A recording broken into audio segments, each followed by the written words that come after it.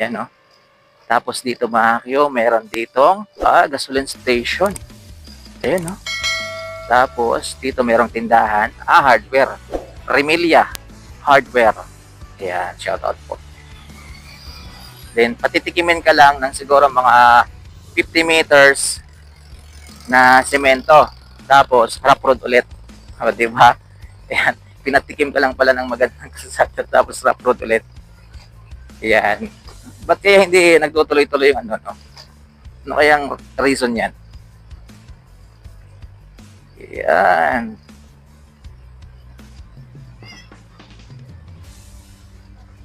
O, diba? Hello, shout out po. Ayan, o. Kulat yung bata, may cellphone.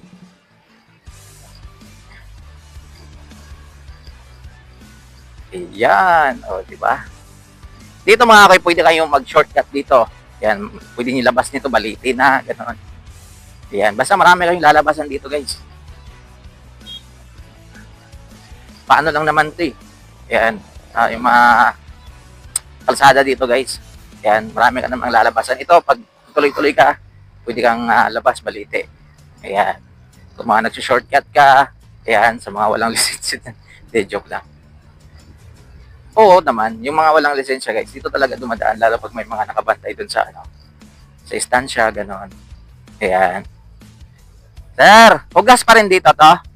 Hugas? Ano na dito? Kamalikan, sir. Kamaligan na dito?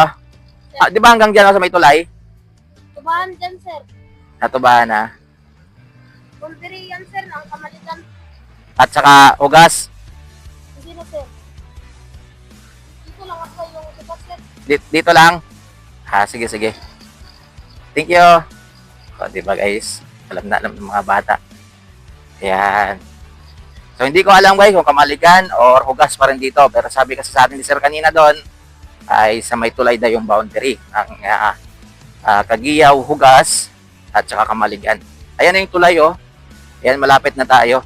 So, kung mali man, yan, sorry. Yan, pero at least, dito kasi yung sinabi ni Sir kanina sa atin, no? Hanggang dito yung boundary ng Kagiyaw, New Washington, Hugas, at saka Kamaligan, Batan. Yan, ayan yung tulay, oh. O, di ba? O, see? O, dito na. After ng tulay na to, Kamaligan na. Kamaligan, Batan. So, part na po siya ng Batan. So, ayan po yung tulay.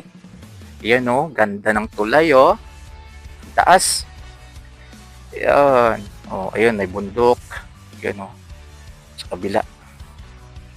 O, diba? So, dito guys, Kamaligan, Batan na. So, sa susunod nating vlog, yan. O, alam niyo ba yung tawag dyan mga Q? Tawag namin dyan, taba. Yan. Yung ginagamit pang huli ng mga isda.